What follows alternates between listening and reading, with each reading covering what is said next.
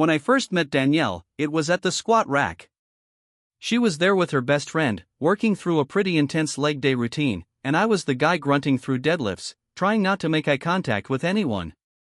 I remember the way she laughed loud, unapologetic, like she owned the air around her. Somehow, I mustered the courage to talk to her, and she ended up spotting me on my final set. That's how our story began, over clanking iron and the smell of sweat and ambition. We got married 3 years later. I'd like to say everything remained as good as it started, but life, as it often does, got heavier. I opened my own small gym, a dream turned reality, and Danielle transitioned into teaching group fitness classes, something that married her love for movement and her ability to command a room. We weren't rich, but we were comfortable. Our days were filled with meal preps, early alarms, protein powders, and shared playlists. Nights were slower. Lately, too slow. Things began to shift around year 5. She started working more closely with Josh, one of our newer trainers. The kind that made heads turn when he walked in. Younger, leaner, with that brand of confidence that's either magnetic or infuriating, depending on who's watching. I wasn't the jealous type, or at least, I wasn't until I started noticing the way her laugh lingered longer when he was around. How she began to train at odd hours. How she never quite made it home when she said she would. I told myself it was nothing.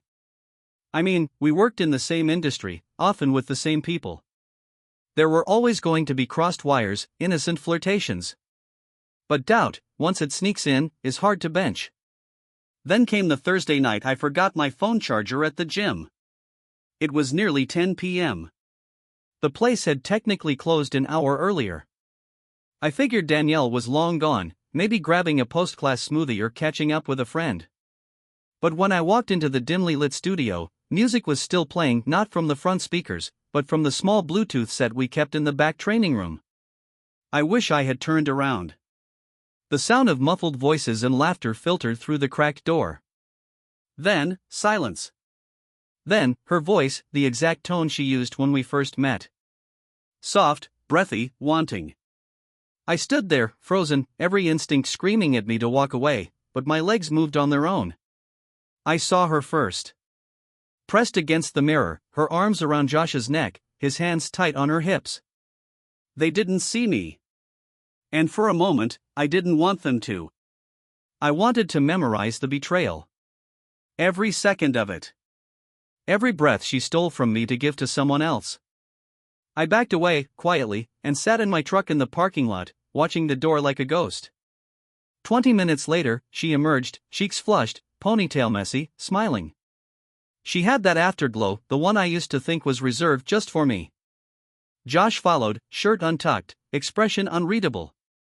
He slapped the doorframe as he exited, like a guy finishing a workout. That night, I didn't sleep. I didn't scream. I didn't confront. I just lay there beside her, eyes open, listening to the sound of her breathing, wondering how long it had been a lie. The thing is, infidelity doesn't break you all at once. It's a slow unraveling. You wake up the next morning and she asks if you want eggs. And you say yes, because you don't know what else to say.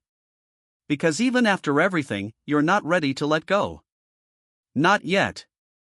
I wish I could say I handled it with grace, that I confronted Danielle that morning, sat her down like two adults unraveling a mistake.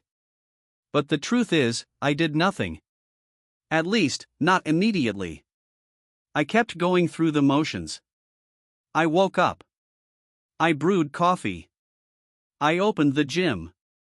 I trained my clients. And every day, I watched the two of them move around each other like I wasn't even there. I think part of me was still clinging to the version of our life before. The one where we were partners.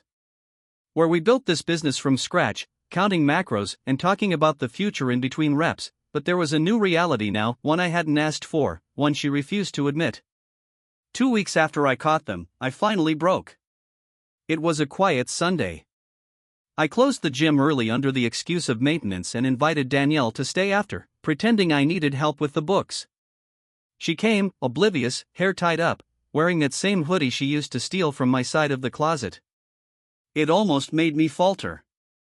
Almost. I saw you, I said simply, not looking up from the ledger. 2 Thursdays ago. Back training room. She froze. There was a long pause, the kind where you hope the other person will deny it, spin it into something you can almost believe.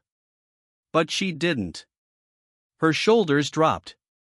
I didn't mean for it to happen, she said softly. We were just spending time together after hours.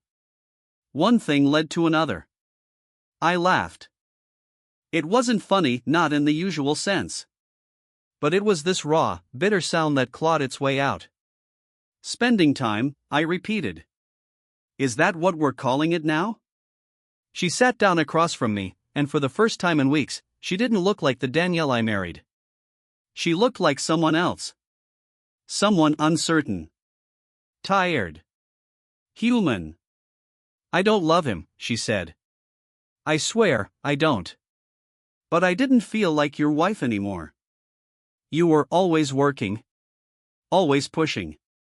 We stopped touching. Talking. And instead of telling me, I replied, my voice sharp, you let him put his hands on you. I made a mistake, she whispered. No, I said. You made a choice. We didn't yell. There were no smashed plates, no cinematic breakdowns. Just silence. Heavy, cruel silence. The next few days blurred. She moved into a friend's place. I slept at the gym some nights, because the bed felt too big and too cold. Word spread quickly, it always does in tight-knit fitness communities. Clients asked questions. Some stayed. Some left. Josh? He disappeared. Quit, apparently. Left a note on my desk with nothing more than a weak apology scribbled in red ink. Danielle tried to come back once. Said she wanted to talk. I let her in. She looked around the gym like she didn't recognize it anymore, like the life we built had become a relic. She cried. Said she was sorry. Said she missed me. I didn't cry. I didn't rage. I just said, you didn't just cheat on me. You cheated on us. On everything we built. She nodded, tears slipping silently down her face, and left. It's been 6 months. The gym still stands. I renamed it something simple, clean. Stripped of the past. I've started training again with more focus, more intention. Sometimes clients ask about her. I say we grew apart.